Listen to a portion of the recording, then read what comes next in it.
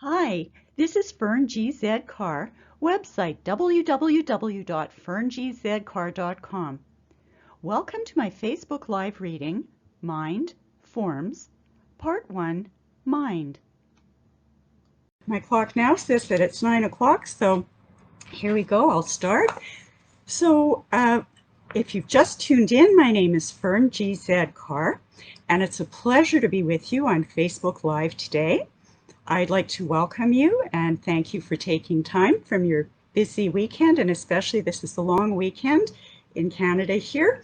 I would also like to be sure to thank the League of Canadian Poets and the Canada Council for the Arts for their sponsorship. That's always very, very much appreciated. Now, as I've mentioned in all my other readings, I normally do in-person readings, of course, and have someone else to introduce me.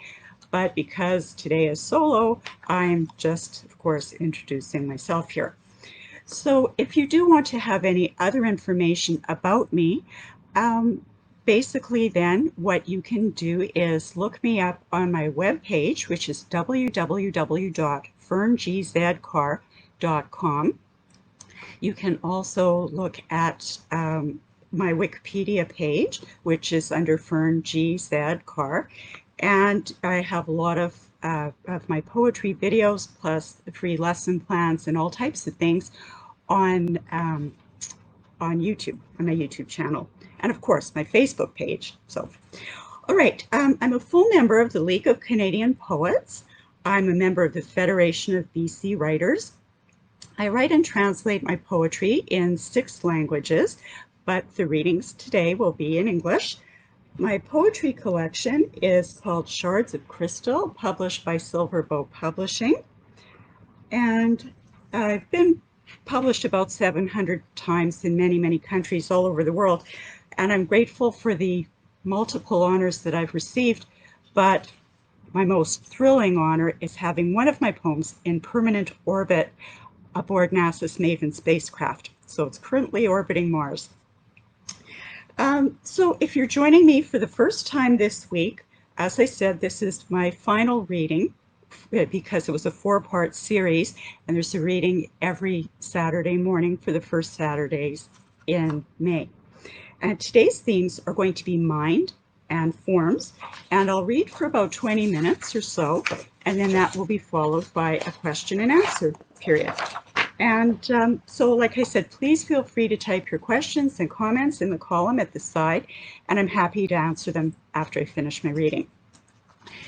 So I'm going to start off with, pardon me, just a few little technical glitches here. I'm going to start off with the section on mind. Now, there's a quote, a very famous quote saying, "A mind is a terrible thing to waste." That's a well-known expression. So my question to you is, what happens when a mind isn't wasted, but it's harmed due to the unexpected? Now, that could be a result of disease or genetics or trauma. So there are a number of circumstances that have the potential to alter people's conditions. And you know, we tend to take our minds and other people's minds for granted until there's something perceptibly different, until you notice that something is wrong. And then at that point in time, you stop and you think about it. But yet, you know, these things affect people of all ages and all walks of life. So I'm going to examine a range of mental afflictions here, and some of them are dementia, post-traumatic stress disorder, anorexia, obsession, and then I'll talk about dreaming a little bit as well. So this first poem I'm going to read is called The Fifth Floor. And the genesis of this poem is from my observations when I visited an elderly relative at a personal care home. And my heart really went out to the people there because a lot of them had become shadows of their former selves. And honestly, it just gave me an even greater appreciation for the wonderful compassion of healthcare workers. So here is The Fifth Floor. Escape artist. Where am I? Door starts to open. Feet shuffle faster, Blue-smocked attendant swoops, raptor-like, slams exit shut. Red light on black panel stops blinking. Where am I? Town crier. Head tilted to the left, downcast face, right hand trembling, spastic jerks up and down, nose dripping. TV struggles to soothe her. Timekeeper. Belted to his wheelchair, he sobs for 1 minute. Full stop. Sobbing resumes. The ward chronometer. Wanderer. She glides through the corridors, phantom of the night, captive of her delusions, denied Morpheus's gift of sleep. Diner. Stewed chicken, garlic mashed potatoes with gravy, applesauce, and a side of haloperidol. Where am I? Well, as I mentioned, the mind often is something, well, it is something that we just take for granted. And it really is heartbreaking to see people who are in the stages of cognitive decline. So I'm going to read a poem from my book, and it's called Dementia. Aphasia, agnosia, apraxia, keys in fridge, lucid, lucid not, lucid, lucid not, gray matter metamorphosing into quicksilver. Now, in terms of trauma, trauma comes in all shapes and sizes, all different forms. I intentionally, in this poem, didn't specify the type of trauma. I felt that that way people could relate this poem to their own personal experiences. But whatever the experiences are, these traumas always do manage to leave their indelible mark. This is called Gone. Gone. The appreciation of lake and jack pine, reduced to vapid ghosts of water and trees, reflected in tired eyes. Gone. The psychic energy sapped by clenched muscles and rushes of adrenaline at the ring of a doorbell, the creaking of pipes, and a furnace that speaks in tongues. The remains, a compulsion to examine every nook and cranny for monsters lurking in dusk's impending darkness, in a house bereft of sunshine. Anorexia is an insidious condition, and it just seems to creep up on people. And you know, with the media always focusing on body image, I mean, honestly, that does not help. And it's no wonder that so many young women in particular are afflicted with this psychological disorder. Anorexia. A skeleton in the mirror stares at a black bathroom scale on a white floor.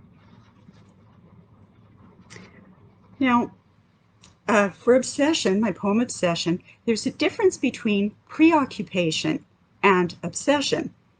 So the latter is a much nastier form of the former, and an obsession is a condition that can literally hold its victims captive. Obsession. Reach down into that dark place and pull up a memory, a nightmare, an obsessive thought. Wrap it in wrapping paper and re-gift it to yourself over and over in a frenzy of self-flagellation.